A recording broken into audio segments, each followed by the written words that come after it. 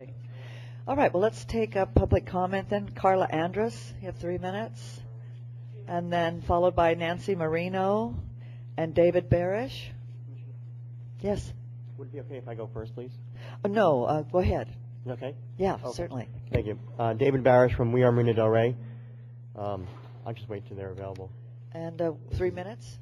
I just want to wait till the commissioners are available. Oh, okay.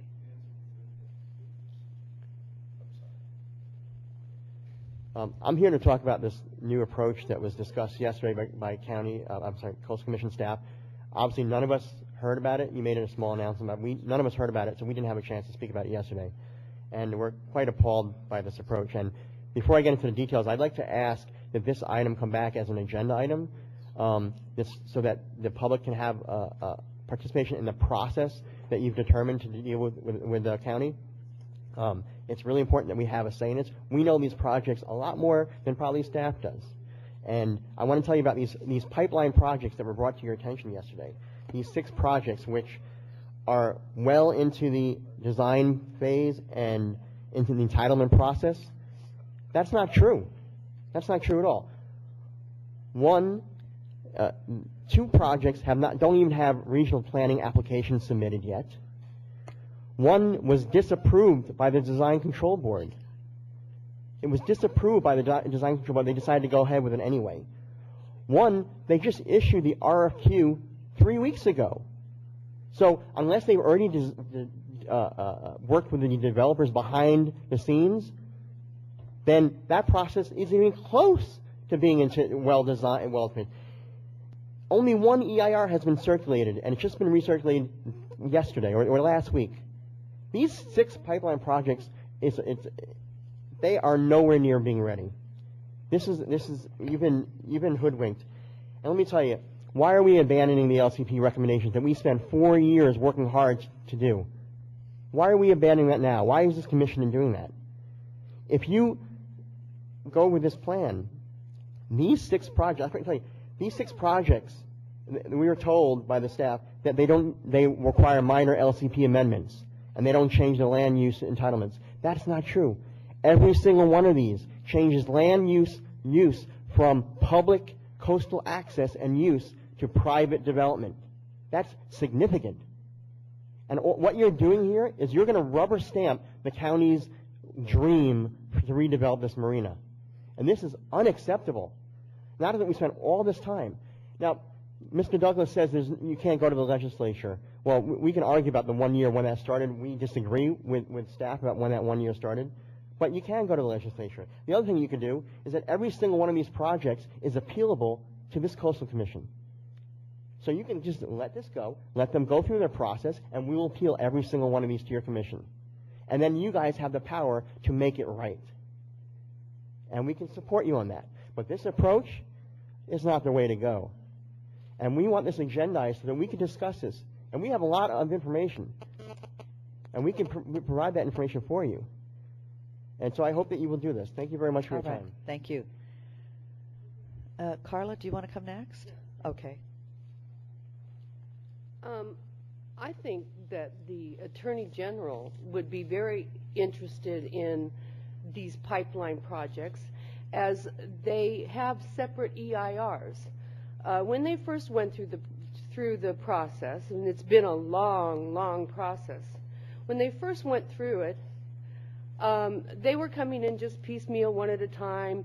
The OT parking lot was going to be a retirement hotel. The IR was going to be a Marriott. But they married all of these different projects together, three major projects together for each developer, and made separate EIRs. And if the Attorney General doesn't look at this and just see it from the get-go, that this is just so completely, it's a big mess. That's what happened with the Design Control Board. I'm sorry, I'm just so beside myself. I couldn't even believe what I heard this morning that brought me down here. But when the Design Control Board looked at these, they said, no, you have got to go back with these projects and you've got to scale them down, or you've got to think of new sites, because you don't even have enough parking for your own projects here. And so they created this parking plan of 5 levels of parking on one public parking lot that would assume all of the misplaced parking. Susan Cloak said, absolutely no, you can't do this. This violates the Coastal Act. And we were denied that process. This process has been dysfunctional by design, and the county just wants to push this through. We heard that when Santos Kryman became the new director. Stan Wininski, we saw the back of him. We didn't even have the gold watch ceremony. They just told us, you know what, he did his 16 projects. It's there, it's into discussion. And now they want to take 6 of those major projects that the Design Control Board said, you're back to the drawing board on these. It will just totally ruin the marina forever. I don't know. I really wish we had more time for this. I do hope that we have this on the agenda so that we can talk this through. Thank you. Thank you. Nancy Marino. Good morning, Honorable Commissioners. Nancy Vernon Marino for We Are Marina del Rey. I just watched Mr. Ainsworth's presentation from yesterday morning about 10 minutes ago, and I have to say that it really astonishes me that this planning decision to take these projects and make them a pipeline, I don't know, to me that seems like a lead pipe, but that was a planning decision for which there was no community input. And I'd like to correct something that Mr. Barish said earlier about the RFQ for the boat launch ramp.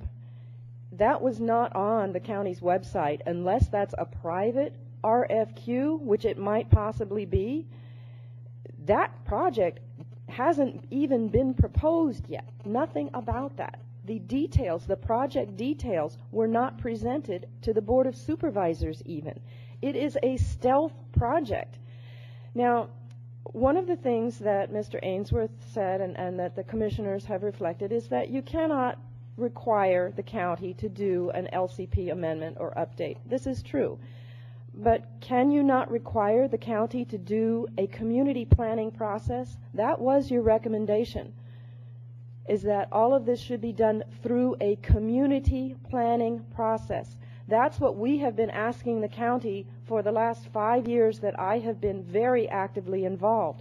We want the county to bring this plan to the community and say, this is what we're planning, because they haven't. They've broken it up into 18 separate projects, and they're bringing it one by one in all these little meetings. There's over 200 meetings at which little bits of these projects are revealed. And our group has managed to put together enough of it to get pretty much the full picture, and we are alarmed. And we're saying you need to tell the community, you need to involve the community. They have made major land use planning decisions without public input. And the public input is that this equity here in the marina, we bought and paid for it. This is public land that was purchased for public recreation. And we paid it. It was paid off in 1993. And these parking lots are underutilized because the parking lots were put there in anticipation that once the bond was paid off, recreation would be developed so that the parking lots would have something to be there for. And now they're completely changing the public mandate without a public referendum. So you can require that the county do a community planning process and not waste your time. This needs to be done. Dr. Burke, you asked for it in January. You said public hearing, and the county said, okay, we're going to do that as soon as we have the final recommendations. They haven't done it. They still are not doing it, and now they're trying to sneak this little pipeline project. It's a lead pipe, and they're hitting us in the back of the head. Please, you can require them to do a community planning process, and I would really beseech you today to make that mandatory. Thank you.